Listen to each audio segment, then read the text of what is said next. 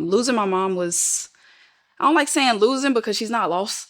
We know what happened. She transitioned, she passed away. And so for me, just her transition to another realm of life has been extremely challenging because we were working on our relationship. Not saying that it was bad or anything Right. like Yeah. that, but just going through being so busy with basketball and losing so much family time for me, it was a lot that me and my mom missed out on because of my commitment to my sport. Just Heal with Dr. J is going to be a space where we foster healing conversations, conversations that are life enriching, conversations that are going to provoke thought, that's going to provoke change, and also provide insight. And so that's what I'm excited about. Welcome back to another episode, Just Heal with Dr. J. Listen, I want to take the opportunity to tell you to subscribe to the healing community. And I want to say to those who have already subscribed, welcome, healers. I call you healers because that is what we should be doing as we're navigating through this life, healing, touching lives, and making other people's lives better. But I am happy about today's episode because I get to sit down with the incomparable former WNBA player. And also, I call her a legend because she was a legend, at her college, NC State. I got it right. NC State. Miah Spencer is joining us today, and I want to welcome her to the healing community. How you doing, Miss Miah? I'm doing amazing. Awesome. Now, when you come to the healing community, part of this community is about having a conversation that is going to not only provoke healing, but also is going to provide insight. We're going to have people from various walks of life watching and listening. And then also to those who are listening, I want to invite you to just be open because today we want to get deep. And today we're going to talk about some grief and we're going to talk about transitioning from being an athlete and something that I can relate to. And we'll talk about that. But I want to start off with just a locating question. I don't like to ask people how they're doing. I like to ask people, how are they feeling? So, how are you feeling? First off, I just want to say thank you for having me here. This Yes. is such an amazing platform to just share my experiences, my story. But I'm feeling amazing. I think the transitions that I've had recently have led me to where I am. So just overall, I am in a good place as of today, and that's the only thing I can count on right Listen, now. I want to say thank you because I am familiar with your story and with your journey. And it takes a lot of courage to not only just share your story, but also it takes a lot of courage to just really sit in moments where you relive some of your stories. And I don't think we think enough about that. But I love what you said that as of today, and where I am now. And I think that's a great opportunity for those that are watching is listen, always be where your feet are planted. And if you're always where your feet are planted, I think it minimizes your anxiety and it minimizes just trying to control tomorrow. As I like to say, I don't really know about tomorrow. In fact, tomorrow doesn't really exist. The future is really, it's not real until it happens. But the thing that is real is the present moment. So thank you for sharing this present moment. And I'm glad to hear that you're in a good place, knowing that this journey that you have been on, uh, and I want to really just flow into this because I know it is a challenging journey. I like to say that it is a continuous process as we're healing because some days are good, some days are bad, some days are horrible, and some days are just freaking terrible. Right, right. So, No, honestly, yeah. and recently, and not as of recent, but recently as of a couple of years now, you lost your mother, and you and your mom were rebuilding your relationship. What has that journey been like to just really, because you also transitioned out of WNBA, transition as an athlete, so you got all of these transitions.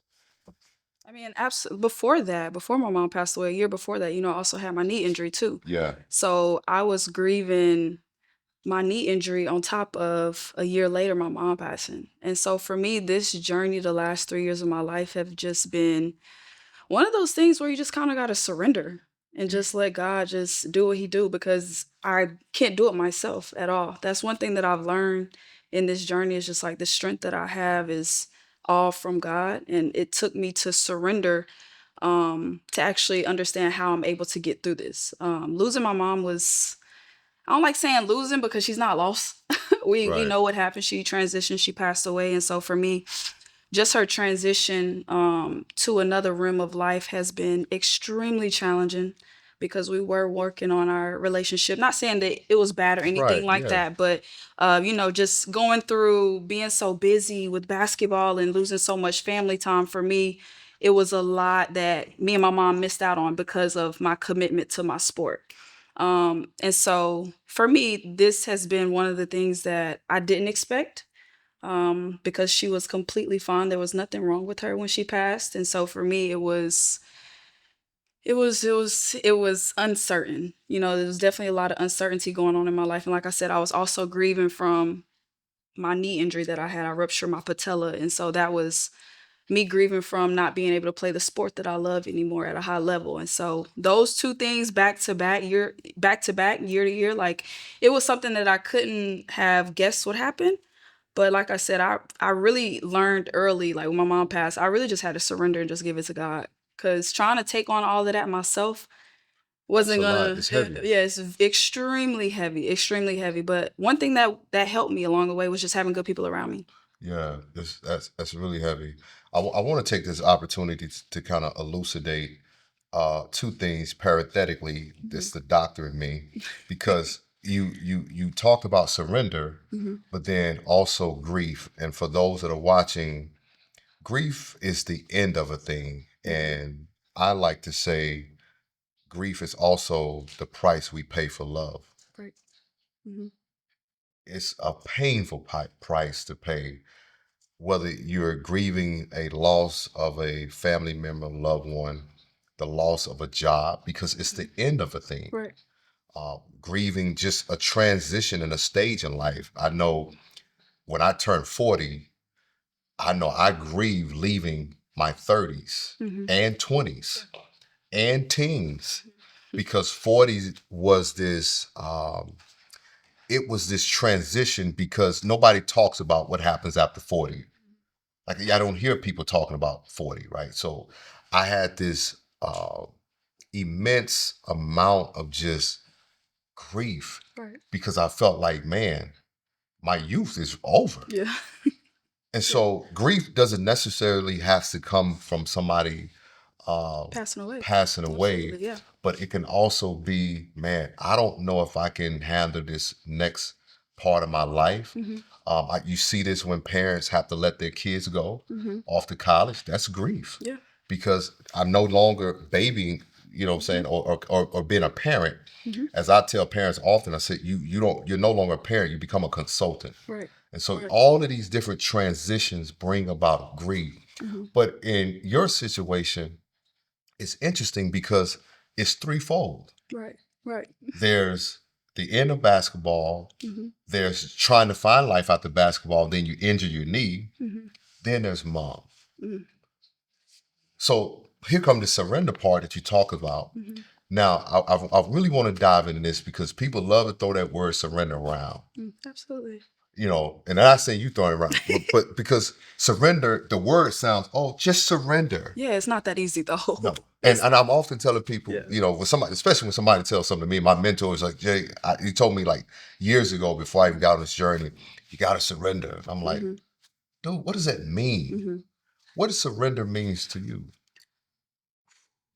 Not trying to take it on all just by myself. Mm, Allowing people to step in and be there for me when I need it most. mm, Um, and not trying to be a captain save yourself. Like I'm a very independent person. I think sports kind of just made me that way in general. But when you're going through something so traumatic as like losing your mom, like you can't. That's something that you can't do by yourself. And so for me, it was just like I need to surrender my old self and trying to be let's just protect me and not let other people in and not allow other people to help me. And that's really what I learned with my knee injury. You know, I couldn't do anything for 6 months. I couldn't walk, couldn't drive, couldn't walk up the steps. It was just, I literally had to move back home. I had to surrender in that aspect of allowing people to do things for me, bathe me, put on my clothes. Like, And that's hard for us it's athletes. hard. And that was my first major injury. So for me, it was And then extremely hard. and then the injury came after basketball. Came completely after basketball. It was my first ever injury. And it was like, why? Like, why did this happen now? And a lot of people don't know I was actually trying to go back and play. And so when it did happen, it was Wow. just like, okay, God, like, what's. Do you feel like that was a sign for you? Oh, yeah, the same day I got injured was the same day I got a contract to go back and play. Wow. hmm So it was definitely a sign like, okay, that chapter has ended. And it's okay. I want to the listeners hmm and viewers, hmm I want you to look in your camera Okay. and say that to people that when something ends, it's okay. Yeah, no, I mean, that's just the way of life. I mean, we're going to have our highs and lows. Nothing is going to last forever. And so when something does end, like, it's okay. Like, I believe that God restores what we lost, and it's only to push us towards something better. So it's okay. Trust me, it's Now, okay. here's a challenge because somebody is watching Mhm. and they're like, what if God doesn't restore it? I had those questions as well. I had those same exact thoughts. Now, What what if do he you feel doesn't? about surrender? My personal belief on it is just you kind of got to go through it. You just got to go through it. That part right there. Come on. You really just got to go through it because it's going to come. All things work for our good. Romans 8:28 for There we our go. Bible folks out there, for our Bible listeners. No, absolutely. So that I truly just believe that. I think that was instilled in me at a very young age. Um, this wasn't the first low that I've been through. So for me, especially as athletes, like we go through lows and highs throughout our whole career. So for me, it was just like it's just another thing that I had to experience to get to wherever God is taking me. You know, and I really want you guys to just really just take in because this is uncommon. So to sit here Mhm. with this level of grace is very uncommon after what you just went through. And if I can just kind of really expound on surrender, it's really letting go of your Absolutely. will. hmm hmm And I think oftentimes it's hard for us to accept transitions and accept when things happen. And I'm not saying that you have to hmm when it happened, because even that is a process, but there's a process of taking your hands off of it. Right. And taking your hands off of it is also trusting that there is something greater. And it's hmm never going to feel like that in the beginning. So Yeah. please let me communicate that, Yeah. because it's easy to be on the other side and say, well, you just got to give it to God. hmm But initially, when you heard a mom passing, hmm that had to be hard to just say, I'm going to surrender and Yeah. give all this to God. Yeah, no. And then my situation was different because I was the one who actually had to make that call. You know, like we were there in the hospital with her. I flew from here to New York and we sat with her for 5 days. And it was just one of those ultimatums of situations where it was just like, we could take her off and she was on a ventilator at the time. So when I first got to New York, she had surgery already. She had a blood clot in her brain.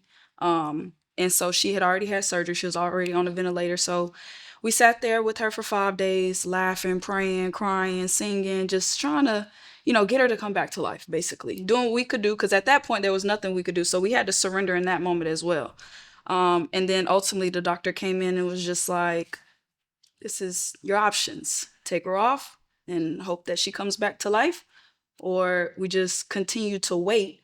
But just from what we're seeing, they come in there every 3 hours doing tests, making sure that trying to see if her limbs are still working, things of that sort, seeing if she's aware. But it was just like, do we want her to continue to suffer with this breathing tube down her throat? Do we want to take that chance? Like, what is that like? So it was me, my older brother, and my aunt that was there, and they put it on me. And I was like, y'all sure y'all want me to make this decision? Like, why? Like, you're the calmest person in this room right now. And for me, it was the hardest decision I've ever had to make in my whole entire life. And it was just like, but I trusted. Because when I first walked in that room, I've never seen her look so beautiful. Like, she was just at peace. She looked 10 years younger.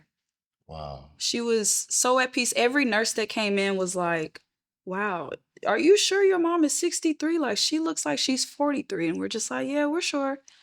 But she just looks so at peace that I literally didn't leave the hospital for 5 days. I was by her side, slept there every single night. And before I made that decision, I was like, I need to go take a breath of fresh air. Like, I just Yeah, and need I to was going go to ask you that. and How for a walk. I was just going to ask you, how did you make that decision? Man, I just had to go what I felt was right for her. I didn't want to be selfish and make a decision that felt right for me, but I wanted to make a decision like what felt right for her. And my mom was a warrior, is a warrior. She had 2 open heart surgeries. Like, those aren't easy to recover from and to live through. Like, that's not something easy. So for me, I went and I walked probably like 5 miles. And I was just praying, talking to God, just give me a sign, or like, what am I supposed to do? Why am I in this situation? Like, why am I in this position to make this decision over my mom's life? Like, this is huge.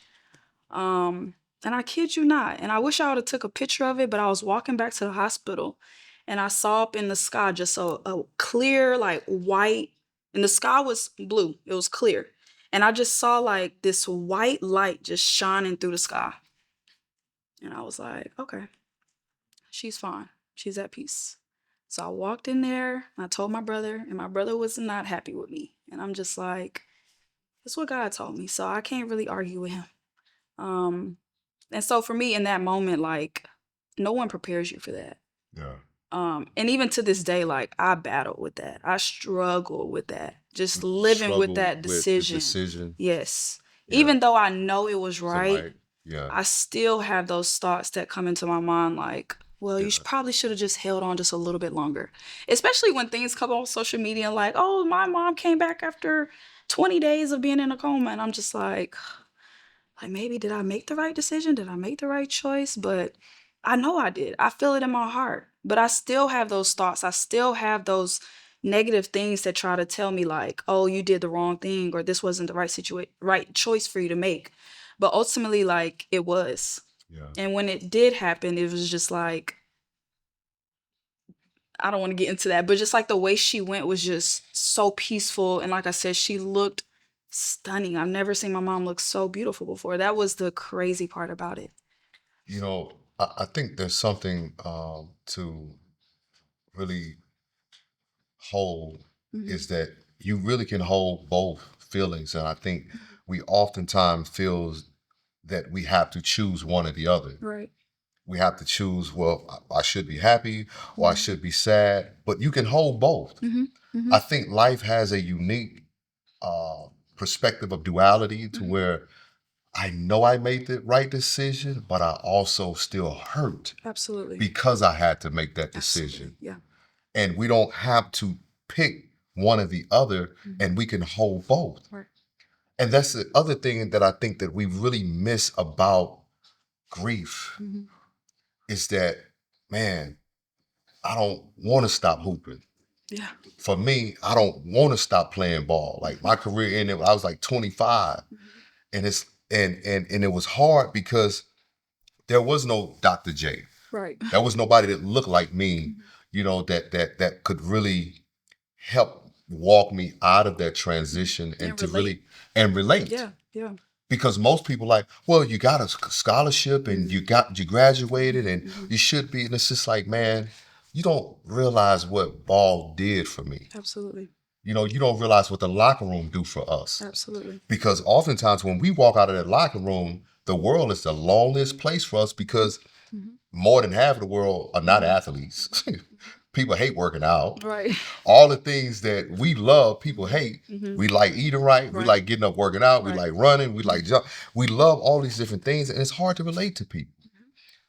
So when you talk about having people around you, because healing has to have a community. Mhm. Mhm. If you don't have a community when you're healing, Mhm. I challenge people to say, you're not healing. Like when people go, well, I went through this breakup, and I'm like, well, how did you get through it? Well, I just took some time off from dating.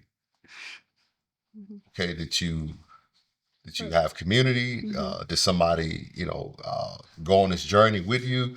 No, I just journal, which is great, To an extent. but exactly to an extent. Yeah. But there's a communal perspective that has to be connected to healing, Mhm. because if you're doing it alone, I'm not sure if you're really progressing. Right. Absolutely. So how important was, as you talk about having people, good people around you, Mhm. how important was a community for you during all of this transition and navigating this grief? I mean, it was extremely important for me. I will admit, I did isolate myself from them. I feel like I just needed some time to figure out how I was feeling. I had so Yeah. many emotions going on, with just dealing with so much in the past couple of years. I'm like, all right, like, I was kind of mad at God a little bit, but couldn't really be mad at God because I understand how life works. Like, we all have our time. So So, can you talk about that a little bit? Because about being mad at God, yeah, because oh, that's people a be real like thing. you need to be mad at God. In fact, I think he invites that. Yeah, absolutely. Look, I'm not afraid to shy away from that. I actually leaned into it. I would Yes. go in my closet and I would scream and cry and yell and like why and all of that. And it helped me during my grieving process. It's important to do that though, because it's Yes. not always gonna be peaches and rainbows with God. He's gonna bring things in your life that's gonna happen, and he knows that you're gonna be mad at him. But how do you address being mad at God? A Mm. lot of people don't know how to do that. And luckily, I did have, a pastor around me. I did have great friends. I have great family around me that allowed me to just be me during that moment, and not be a coach to me, but be a supporter. And I think that's so important when That's you're so going good. through a grieving process. You got to have people around you that support you and not try to tell you, all right, Maya, you've been doing this. Now it's time to get up. No, like they supported me through my journey, and it was extremely important for me. Uh, the growth you made in the past 3 years, Hmm. as a woman that you are yet becoming, Hmm. uh, evolving in the way that you have evolved. Mom is here today. Hmm. What would she say Hmm. to Maya? Trying to make me cry. It's okay. Um, I hear her all the time though. I'm proud of you, baby girl. That was her name for me, baby girl. I'm proud of you, baby girl. Keep going, baby girl. You're doing it, baby girl. You're that girl, baby. Like I hear those affirmations daily. And I just know that she is smiling. All you can see all her teeth right now. She is just ecstatic because she knew it was coming.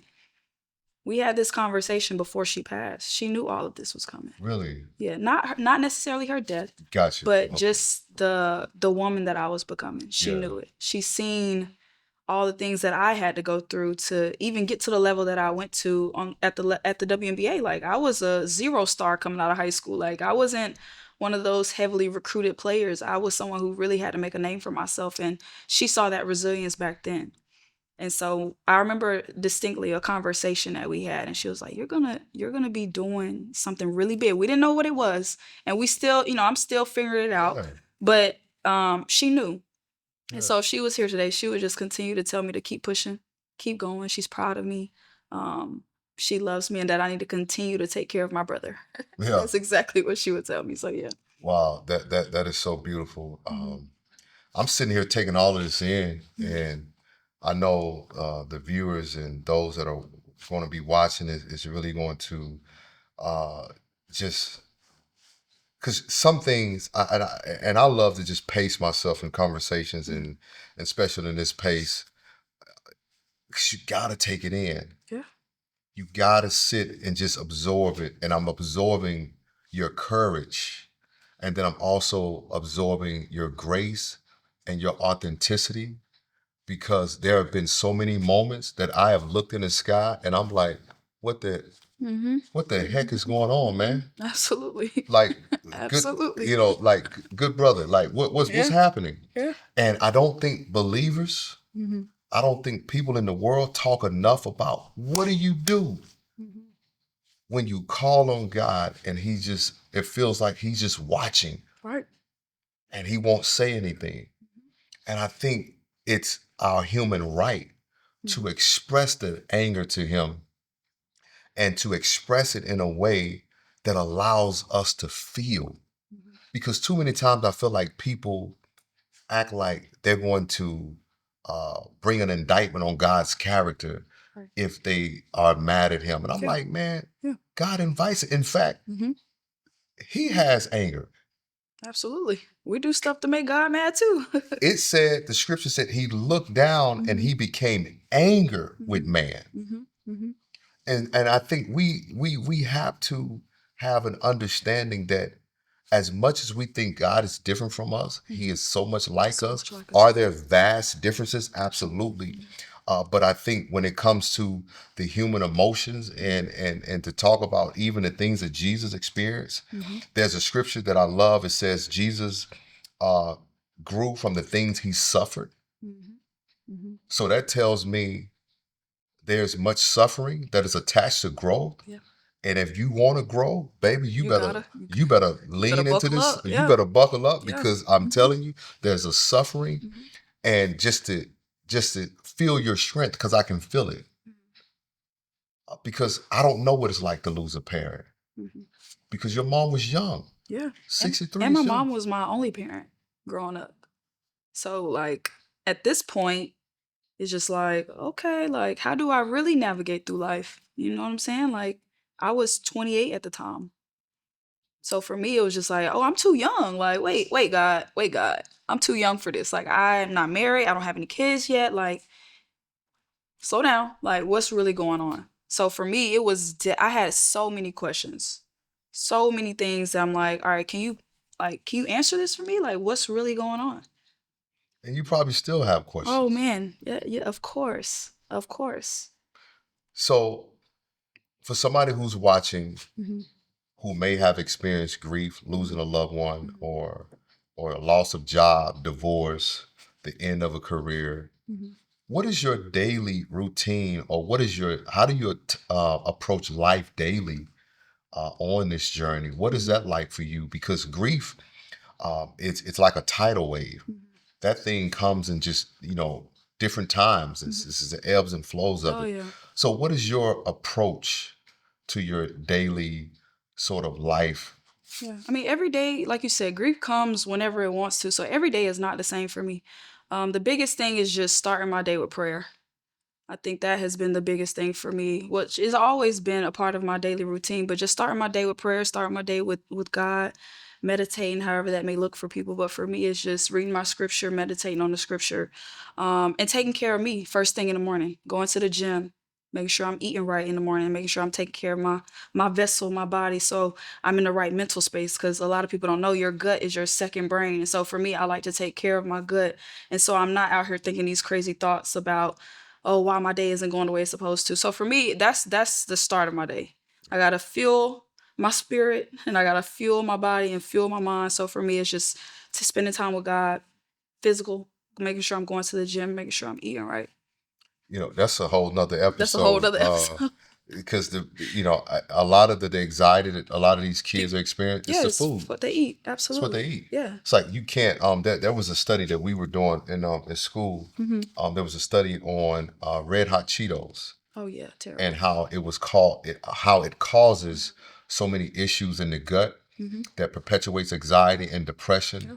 And all of these things because of the red dye. Yep. And these kids are eating bags Just of this eating. stuff Yeah, every day. all day long, Yeah. and not realizing that what you put into your body is the driver behind what they will call crashing out. Gosh, absolutely. I tell these kids, I said, listen, you're going to keep crashing out if you eat all this junk. Real talk. No, absolutely. Yeah. Because you want to talk about mental health, let's start with food. Yeah, no, that's exactly where it starts, truly. It And starts it's not a there. conversation that's talked about enough, especially with the young generation. Yes. Um, Oh man, this is so good. This is so rich. What does healing means to you? ooh, what does healing mean to me? That's a good one. To me, healing is, and I bring God into everything, but I have to. To me, healing is just allowing God to restore you. Maybe not to what you used to be, but to who you are meant to be. And so for me, healing is just allowing God to just mold me into who I'm supposed to be each and every day. And it's something that you have to be courageous to do. You have to be courageous to heal. A lot of people are okay with, oh, this is just who I am. But with healing comes growth. And I want to grow. I don't want to be the same person I was 2-3 years ago. So for me, healing is just allowing God to restore me to what it is that He wants me to be in life. Oh, I love that. You know, what I love about this question is every answer is It's different. always different, yeah. Every answer is different. And I love to watch people's body language Yeah. when I ask them that question, because they're like, oh, wow. Like, I mean, and what I love about that question is you get to hear the journey through the person's answer. You know, I had an opportunity to sit down with my good brother, Josh Powell. And when I asked him, he said, "It's where you are." I think he said, "It's where you are or where you're trying to get to." And he talked about, you know, this process of just trying to not stay in the same place, but get to that place that God has you. And the way he shared what healing was to him, and I'm just kind of paraphrasing, but it was just one of those thoughts that just sat with me, because if you're healing, you can't stay where you are. No, you can't. You have to move. There would be much grief, because also healing is dying to who you've been. Yep, absolutely. It's also dying to the thoughts, it's dying to the life, dying to the belief system. It's all of that. So as you're navigating this grief and this journey, and navigating this journey of also rediscovering, because you now have to become a new Miah, how would you close this out to a person who is getting ready to start their journey of healing, going to therapy, doing grief therapy, because grief therapy is necessary Absolutely. after you've lost? What would you say to them? Be patient with yourself. Give yourself grace. Find a community. I know for me, I actually joined grief therapy probably at the top of this year. I've done this is my first time doing it. I did a 13-week session with group therapy, and just being in a community of people who have experienced the things that I've experienced has been extremely helpful for me. But just giving yourself grace and being patient. It's not going to all happen in a month. It's not all going to happen in 3 to 6 months. You really got to be patient with yourself and give yourself grace, and just trust that it's working all for your good. Yes. Yeah. Miah, listen, I'm expecting great things from you. I don't know if you're gonna be a minister or or youth pastor. You see that? You got that. You got that oil on you Really? for the youth. Yeah, you got it on you. I'm not gonna put it on you now, but something is on you. But because anytime you've experienced great loss, there's a great ministry in you. And when I say ministry, I'm not talking about church preaching. Ministry, as if there's a great work in you to do. Right. And the courage you have and the heart that you have, and then the sports that gave you the resilience and the tenacity these kids needed. Absolutely. They needed. I know you coach a young basketball team. I did. And has that helped you a lot in your process? Oh, goodness, absolutely. I mean, that was an opportunity that just came out the blue. And it wasn't something that I necessarily thought I would be doing, coaching high school basketball, but I needed it to get out the house, to commit to something else, and to just allow my love for the game to just come back to my life. And that was huge for me. And being around them, it showed me like, wow, like they need someone like me in their life. Just a role model, someone to show them like, you're going to have highs. And I was very vulnerable, very open with them, expressing the things that I've been through the last couple of years. And they changed so much. Such beautiful young girls. Like it was a blessing to actually be in that situation, be in that position to pour back into the youth. So that in itself was like because my mom was my middle school coach and my high school coach. Wow. So for me, it was a full circle moment where it was just like, wow, like I'm doing what she was doing. And it was beautiful because it really helped me a lot. Like they thought I was helping them, but they were helping me. Man, won't And God they do don't- that thing? Man, he'll do it every single time. But I Man. needed that so bad. Because as you're helping them, you're also healing Absolutely. young Miah. Yeah, absolutely. That's the beauty of it, Yeah. man. Yeah. Listen, I have enjoyed this Absolutely. conversation with too. you and enjoyed having you in this healing community and I'm just overjoyed because I've had an opportunity to work with you and to watch your journey and to watch you evolve, and I just want to say I'm so proud of you. Thank you. Proud of the young woman that you're becoming. I'm proud of the trail that you're blazing for young women in basketball and just for young women in general. They need more models, Absolutely. and they need more women that are willing to live within their true purpose and authentic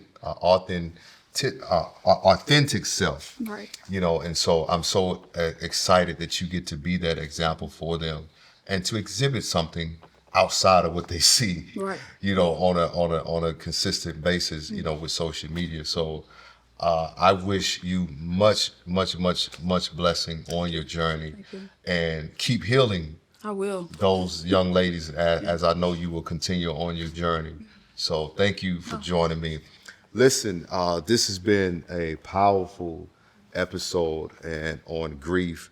And if you are in need of grief therapy, I want to encourage you to seek out grief therapy. If you've lost a loved one, you've lost something.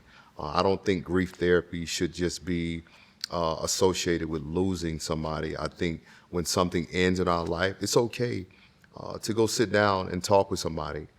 Because when you come to the end of a thing, there's much resolve that has to happen in order for us to move to the next. And as we're in transition, I encourage you to continue on your journey wherever you are. Some of you may be starting therapy, some of you may be looking for community, but I want to encourage you to continue your journey wherever you are. And remember, subscribe if you are just coming into this healing community. We would love to have you. And also listen to the Just Heal with Dr. J on the Black Effect and iHeart network and anywhere you listen to podcasts. New episodes drop every Tuesday, and you can also catch these videos every Thursday dropping on the YouTube page. And remember, healing is a journey and wholeness is the destination. And until next time, keep healing.